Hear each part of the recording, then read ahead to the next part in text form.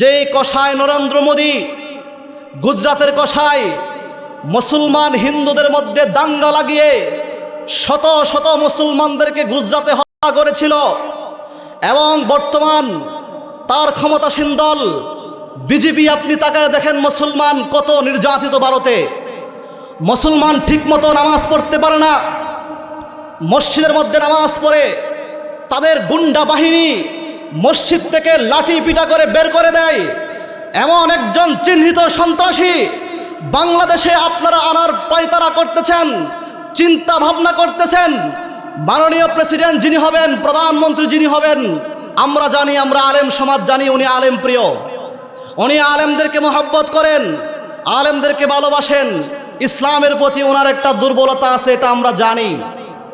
আপনি মানুষের পালস বোঝেন, এটাও জানি। আপনাদেরকে উদারত আহ্বান করবো, এই ফুলবাড়িয়া কেন্দ্রীয় জামে মসজিদ থেকে, যদি আল্লাহ সুবহানাহু ওয়া তাআলা আপনাকে ক্ষমতা দিয়েছেন, নিশ্চয়ই মানুষ পছন্দ করেছে, আমরা আপনাকে পছন্দ করি, আপনাকে উদারত আহ্বান করব, এই কসাই নরেন্দ্র মোদীকে বাংলাদেশের মানুষ দেখতে চায় না। চিল্লায় বলেন ঠিক কিনা? জোরে চিল্লায় বলেন ঠিক কিনা? নরেন্দ্র মোদী যদি কসাই, নরেন্দ্র মোদী যদি বাংলার জমিনে আসার চেষ্টা করে, হাজার হাজার যুবক দেওয়ার জন্য প্রস্তুত। চিল্লায় বলেন ঠিক কিনা? মুসলমান প্রতিবাদের ভাষা শিখে গেছে, বাংলাদেশের মানুষ প্রতিবাদের ভাষা শিখে গেছে। যা ইচ্ছা তা করার দিন এখন নাই। চিল্লায় বলেন ঠিক কিনা? যা ইচ্ছা তা করার দিন এখন না, এখন না।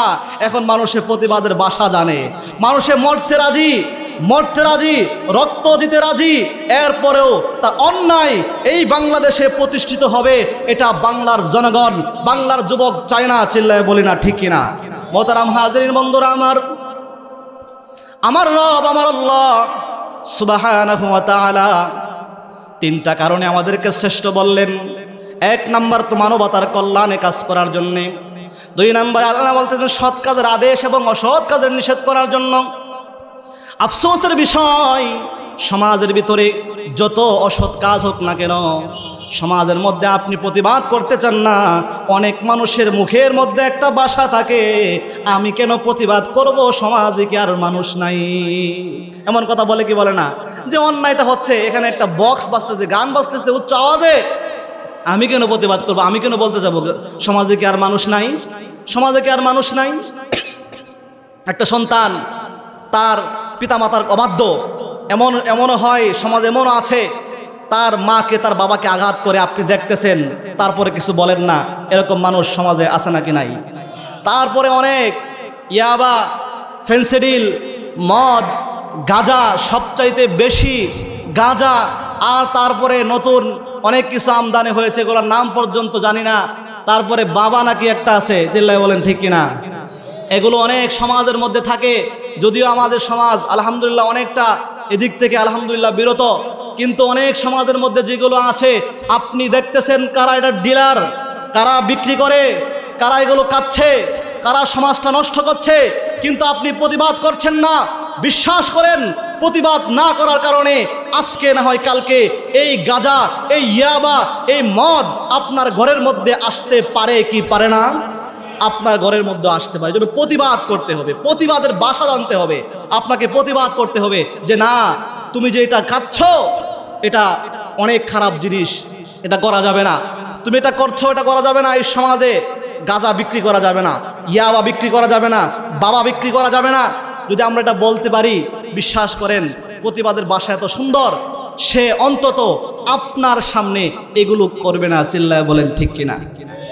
তাহলে এখন একজন মানুষ এই যে প্রতিবাদ করলে কেমনটা হয় দেখেন। একজন মানুষ অনেক তেরা, অনেক রাগী, সে একরোখা মানুষ, উল্টা জুতা পরছে, জুতাটা মনে করে উল্টা পড়ছে, আপনি দেখায় দিলেন যে ভাই তুমি তো জুতাটা উল্টা পড়ছো, সে আপনাকে সামনে একটা ধমক দিবে যে আমি পড়ছি, আমার ইচ্ছা, তোমার সমস্যা কি? এটা আপনি বললেন, সেটা বলবে, বলার পরে দেখবেন 10 কদম একটু সামনে গিয়াই তার জুতাটাকে পরিবর্তন করে ফেলবে। এটাই নিয়ম। হয়তো সে জানে না, বা তার ভালো মনে হয়েছিল, অন্যজনের কাছে ভালো লাগে নাই, সে যখন মনে করবে যে এটা না ভালো না, হয়তো আপনার সামনে একটু তেরামি করবে, কিন্তু একটু দূরে যাওয়ার পরেই তার মত পরিবর্তন করে সঠিক রাস্তায় চলে আসবে। এটাই হচ্ছে প্রতিবাদের ভাষা। শুধুমাত্র তা নয়, প্রতিবাদ করা কত সুন্দর।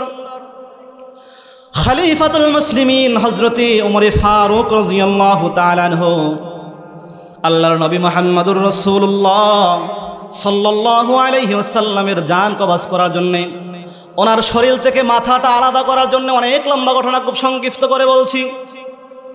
ওনার শরীর থেকে মাথাটা আলাদা করার জন্য আবু জাহেল ঘোষণা করে দিল, মক্কার জমিনের ভিতরে কে আছো?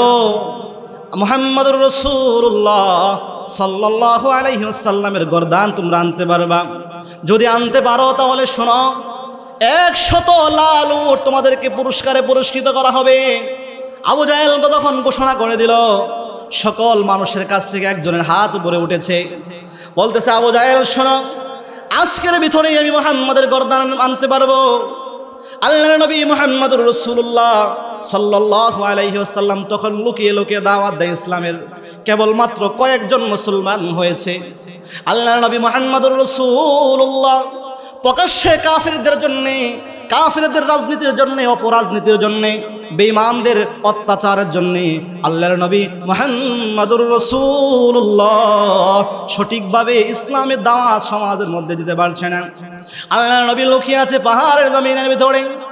আবু জাহেল যখন ঘোষণা করে দিয়েছে, আবু জাহেলকে বলতেছে, ও আবু জাহেল শোনো, আমি ওমর আজকে কথা দিলাম, আজকের ভিতরে মুহাম্মাদের গর্দান আমি এনে দিতে পারবো। ওমর ফারুক রাদিয়াল্লাহু তাআলা তখনও মুসলমান হয় নাই, তখনও কালেমা নসিব হয় নাই।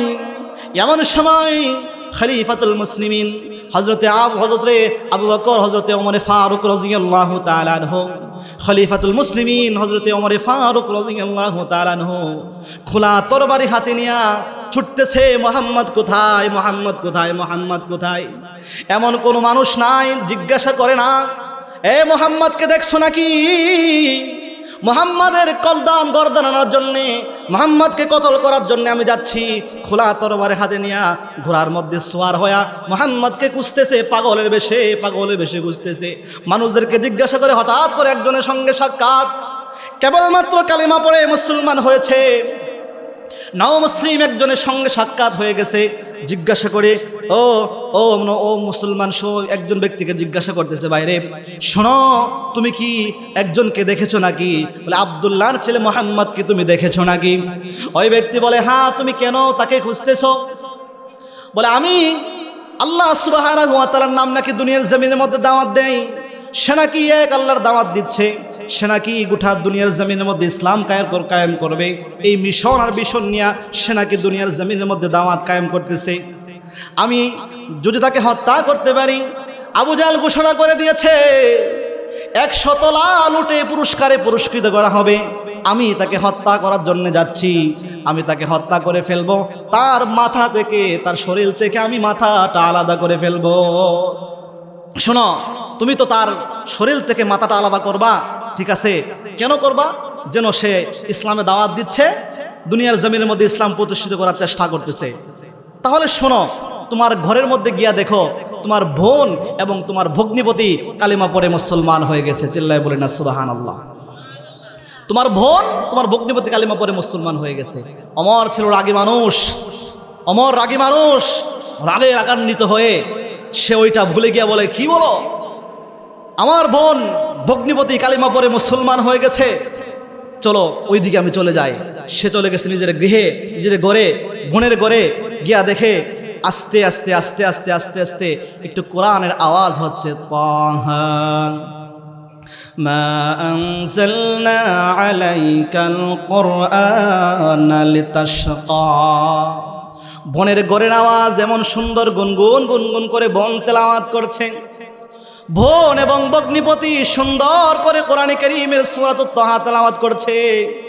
খলিফাতুল মুসলিমিন হযরতে ওমর ফারুক রাদিয়াল্লাহু তাআলা আনহু তেলাওয়াত শোনার পরে ওনার অন্তরের মধ্যে আস্তে আস্তে ঈমানের নূর একজন সৃষ্টি করে দিচ্ছে। চিল্লায় বলেন, তিনি কে? খলিফাতুল মুসলিমিন কিছুক্ষণ লুকিয়ে লুকিয়ে তেলাওয়াত শুনে ওনার মন চায় আরো তেলাওয়াত শোনার জন্য।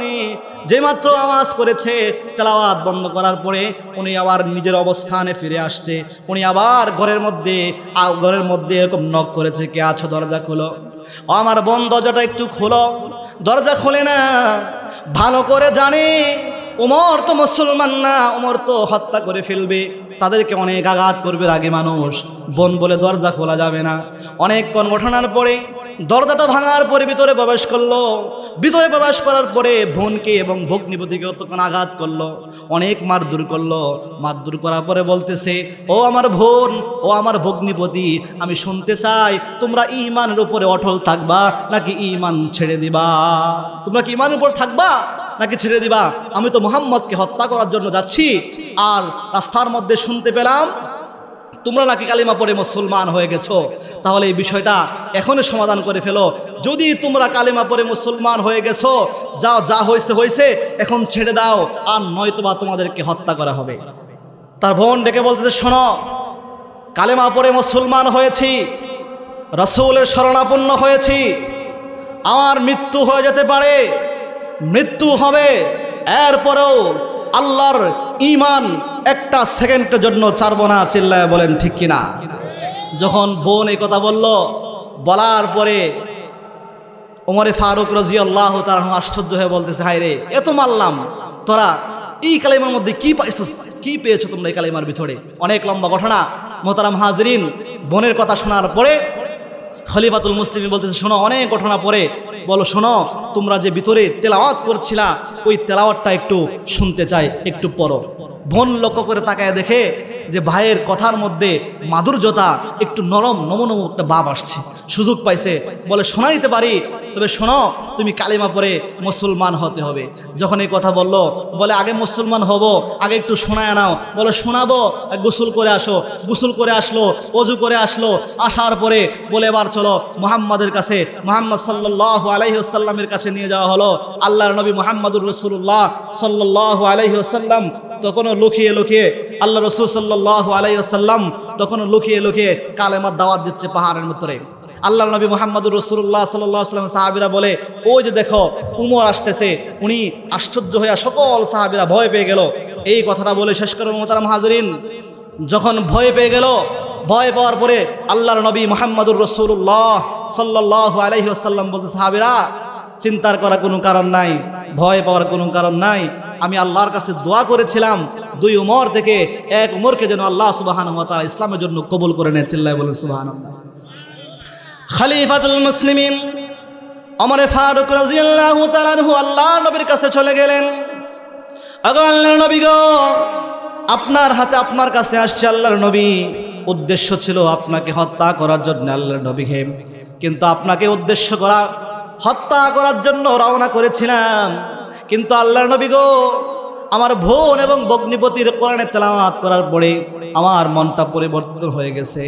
আল্লাহর নবী গো, এই যে তরবারি রাখেন, আমি আজকে থেকে কালিমা পড়ে মুসলমান হতে চাই। চিল্লায় বলেন আলহামদুলিল্লাহ। খলিফাতুল মুসলিমিন আল্লাহর নবীর হাতে হাত রেখে কালিমা পড়ে মুসলমান হয়ে গেলেন। মুসলমান হওয়ার পরে আল্লাহর নবীকে বলে, নবী, আমাকে একটু অনুমতি দেন, আমি একটু জানান দিতে চাই, আমি একটু মক্কাটা ঘুরতে চাই, আর তাকবীর দিতে চাই, আর আমি এটা জানাতে চাই আমি মুসলমান হয়ে গেছি। আল্লাহর নবী গো, এতদিন পর্যন্ত আপনি লুকিয়ে লুকিয়ে কালেমার দাওয়াত দুনিয়ার জমিনের মধ্যে দিচ্ছেন আল্লাহর নবী, আর কালেমার দাওয়াত লুকায়া লুকায়া যেতে হবে না। আল্লাহর নবী গো, এখন থেকে আপনি প্রকাশ্যে দাওয়াত দিবেন। এমন কোনো জমিনের ভিতরে এমন কোনো মানুষের জন্ম হয় নাই আমি উমরের মোকাবেলা করতে পারে। চিল্লায় বলেন ঠিক কিনা? আল্লাহর নবী কথা শুনে না। ওমর, কেবলমাত্র কয়েকজন মুসলমান হয়েছি, কেবলমাত্র কয়েকজন মুসলমান করতে পেরেছি। মুসলমানদের সংখ্যা, সাহাবীদের সংখ্যা একবারে কম গো ওমর। খলিফাতুল মুসলিমিন, তুমি একটু শান্ত হও। খলিফাতুল মুসলিমিন, সময় আসবে আমরা প্রকাশ্যে দাওয়াত দিতে পারবো, মুসলমান বিজয় অর্জন করবে, একটু সময় দাও, একটু অপেক্ষা করো। কিন্তু খলিফাতুল মুসলিমিন শুনে না। আল্লাহ সুবহানাহু ওয়া তাআলা ওহী প্রেরণ করে দিলেন, ও আল্লাহর নবী, ওমরকে একটু অনুমতি দেন, সে একটু নাড়াচাড়া দিয়ে আসুক। চিল্লায় বলেন ঠিক কিনা? ওমর ফারুক রাদিয়াল্লাহু তাআলা আনহু কিছু সংখ্যক সাহাবীদেরকে নিয়ে তাকবীর দেওয়া শুরু করলেন। তাকবীর দিতে দিতে দিতে দিতে দিতে দিতে মক্কার জমিনের ভিতরে, যেখানে মূল মক্কার কাবা আছে, ওইখানে 360টা মূর্তি রাখা, যেখানে 360টা মূর্তি রাখা, ওই পর্যন্ত গেলেন। নারায়ে তাকবীর, আল্লাহু আকবারের স্লোগান দিতে দিতে যখন মক্কার জমিনের মধ্যে প্রবেশ করে, মক্কার ভিতরে যখন প্রবেশ করতে যায়, আবু জাহেল, উতবা, শাইবা, নজর ইবনে হারেস, ওলীদ ইবনে আবু মুঈন সবাই তো পাগল হয়ে গেছে। হায় হায়, কে মক্কার জমিনের ভিতরে আল্লাহু আকবার স্লোগান দেয়? কার এত বড় সাহস? সবাই যুদ্ধের সরঞ্জাম নিয়ে ঘর থেকে বের হয়ে গেছে। বের হয়ে দেখে সামনে উমর, যারা দেখে এক পা সামনে আগায়, 3 পা পিছনে, পিছা চিল্লায় বলি না আল্লাহু আকবার। দেখে উমর সামনে এক পা সামনে যায়, 3 পা পিছনে চলে যায়, সামনে আগানোর সময় পায় না। খলিফাতুল মুসলিমিন ওমর ফারুক রাদিয়াল্লাহু তাআলা আনহু প্রথম প্রতিবাদের ভাষা শুরু করেছিলেন। উনি ওইখানে একটি বক্তব্য দিয়েছে। বক্তব্যটি এমন ছিল, কে আছো আবার তোমার সন্তানগুলোকে ইয়াতীম করতে চাও? কে আছো তোমার স্ত্রীকে বিধবা করতে চাও? কে আছো ভাই হারা হতে চাও? আসো, আমি উমরের মোকাবেলায়, সামনে সাহস থাকলে আসো। কে আছো তোমার স্ত্রীদেরকে বিধবা করতে চাও? আসো, আমি উমর এখানে আছি। ওই সময় একজন প্রতিবাদ শুরু করেছিল। উনার প্রতিবাদ শুরু করার পরে একজন কাফের সাহস হয় নাই খলিফাতুল মুসলিমিন ওমর ফারুক রাদিয়াল্লাহু তাআলা আনহুর মোকাবেলা করার মতো। বলেন আলহামদুলিল্লাহ।